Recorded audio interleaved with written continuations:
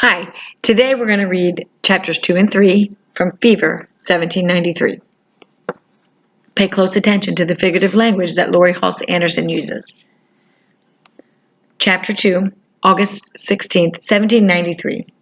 The first and most important to be a perfect skill and knowledge in cookery, because it is a duty well belonged to women.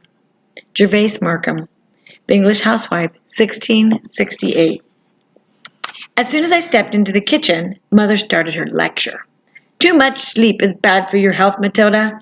She slipped a freshly made ball of butter into a stone crock. It must be a gripe, a sleeping sickness. I tried not to listen to her. I had not cleared the wax from my ears all summer, hoping it would soften her voice. It had not worked. You should be dosed with fish oil. When I was a girl, she kept talking to herself as she carried a steaming pot of water outside to rinse the butter churn. I sat down at the table.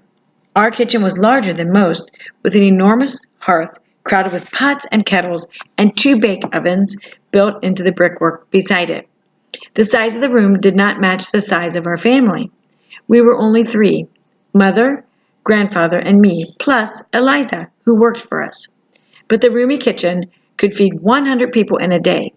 My family owned the Cook Coffee House, the soon-to-be famous Cook Coffee House, Grandfather liked to say. My grandfather had built our home and business after the War for Independence ended in 1783. I was 4 years old. The coffee house sat just off the corner of 7th and High Street. At first we were lucky if a lost farmer strayed in, but business improved when President Washington's house was built 2 blocks away. Father was a carpenter by trade, and he built us a sturdy home. The room where we served customers filled most of the first floor and had large windows. The kitchen was tucked in the back, filled with useful shelves and built-in cupboards to store things.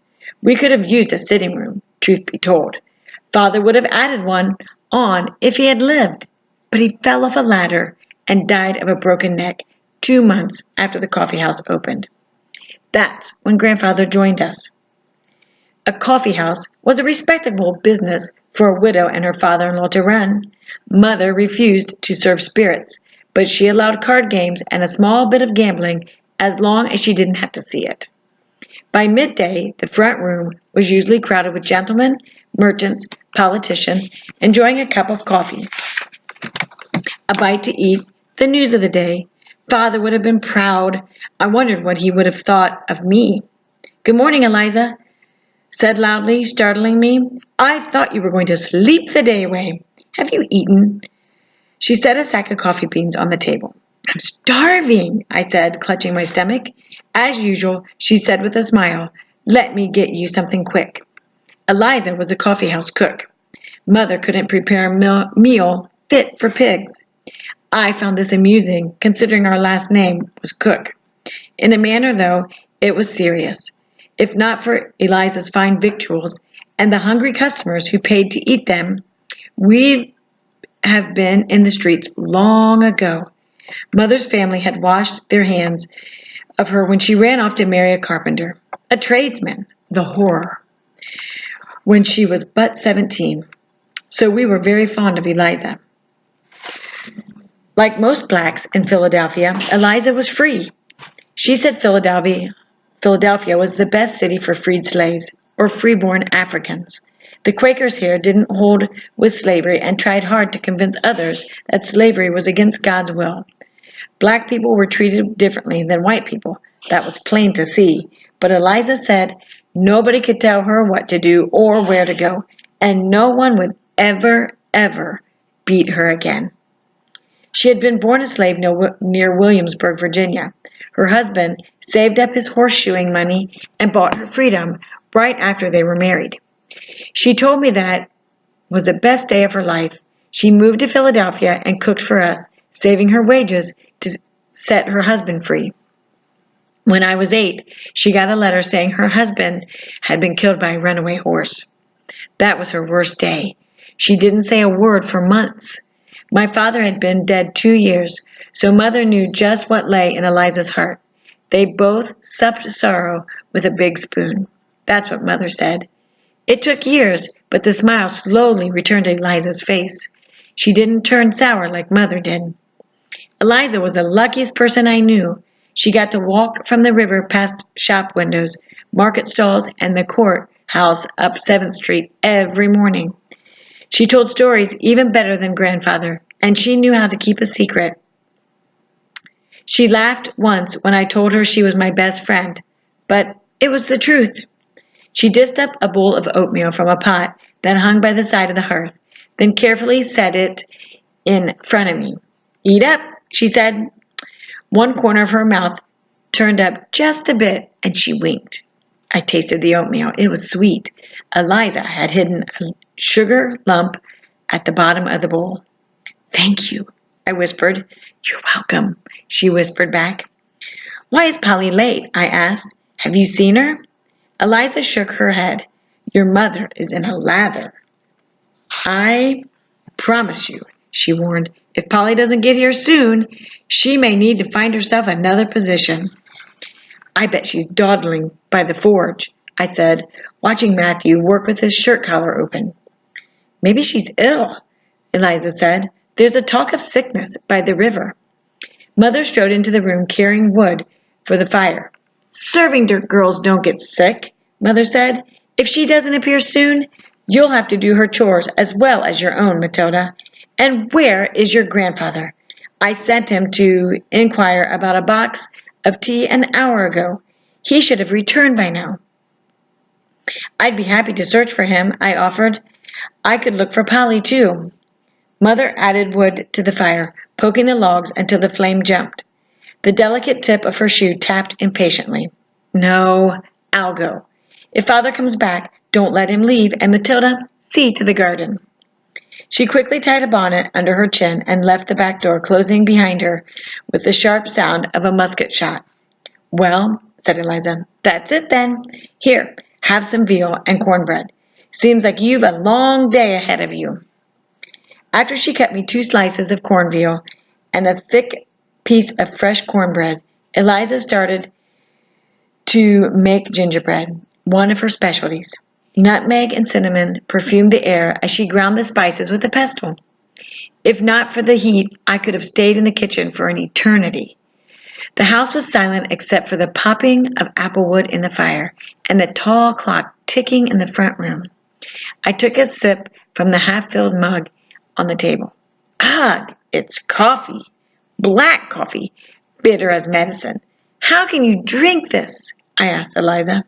"It tastes better if you don't steal it," she answered. She took the cup from my hands. "Pour your own and leave mine be." "Are we out of cider?" I asked. "I could get some at the marketplace." "Oh, no," Eliza said. "You'll stay right here. Your mother needs your help, and that poor garden is like to expire. It is time for you to haul some water, little Maddie." Little Maddie, indeed. Another month, and I'll be almost as tall as Eliza. I hated to be called little.